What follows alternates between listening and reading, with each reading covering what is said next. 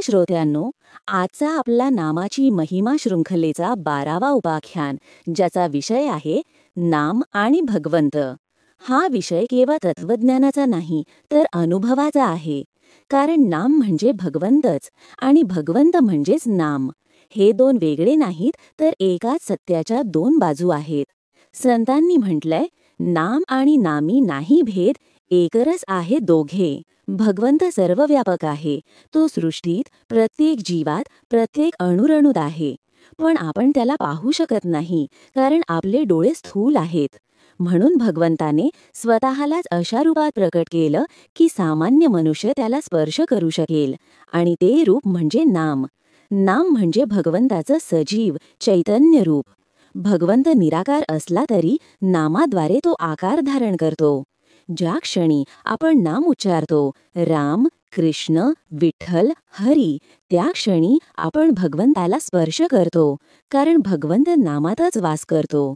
म्हणूनच संतांनी सांगितलं, नाम घेता हरी येतो मुखी, नाम घेता हरी येतो चित्ती. आपण भगवंताला शोधायला मंदिरात जातो, पण खरी भक्ती तेव्हा सुरू होते जेव्हा आपण समजतो की भगवंत हा नामातच वसतो. नाम घेणं म्हणजे भगवंताशी संवाद साधणं. जसं एखादं मूल आईचं नाव घेतं आणि आई लगेच धावत येते, तसंच जेव्हा आपण प्रेमाने भगवंताचं नाव घेतो तेव्हा तो आपल्या जवळ येतो, अंतःकरणात, विचारात, भावनेत. भगवंत निराकार आहे. आपण त्याला डोळ्यांनी पाहू शकत नाही, पण त्याला अनुभवता येतं. आणि त्या अनुभवाचं माध्यम म्हणजे नाम. नाम हे भगवंताचं स्पंदन आहे, जे आपल्या ओठांवरून बाहेर पडतं आणि परत हृदयात गुंजतं. ही गुंज म्हणजे भगवंताचं सजीव दर्शन आहे. संत तुकाराम महाराज म्हणतात, नाम घेता परी हरी भेटे, नाम घेता अंतःकरण शुद्ध होते. याचा अर्थ, नाम हे केवळ साधन नाही, ते भगवंताचं स्वरूप आहे. जिथे नाम आहे तिथे भगवंत आहे. जिथे भगवंत आहे तिथे प्रेम, शांती आणि आनंद आहे. नाम आणि भगवंता यांचा संबंध जसा सूर्य आणि प्रकाशाचा आहे. सूर्याशिवाय प्रकाश नाही आणि प्रकाशाशिवाय सूर्याचा अनुभव नाही. तसंच भगवंताशिवाय नाम नाही आणि नामाशिवाय भगवंताचा अनुभव नाही. दोघेही एकमेकांशिवाय अपूर्ण आहेत. जेव्हा आपण सतत नाम घेतो तेव्हा आपल्यात भगवंताचं तेज उतरू लागतं. आपले विचार शुद्ध होतात, मन निर्मळ होतं आणि जीवनात प्रेमाचं वातावरण निर्माण होतं.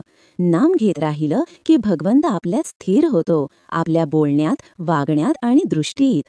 खरं तर भगवंत बाहेर शोधायचा नसतो. तो नामरूपाने आधीपासूनच आपल्या अंतःकरणात बसलेला असतो.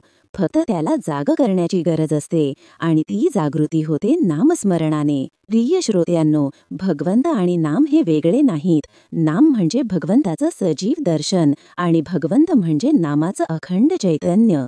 म्हणून जो नामाचा आधार घेतो तो भगवंताशी थेट संबंध जोडतो. जो नामात रमतो तो भगवंतातच विलीन होतो. संतांनी शेवटी सांगितलं आहे, नाम घ्या, नामात रहा आणि नामातच हरी भेटेल. ओम शांतीही शांतीही शांतीही.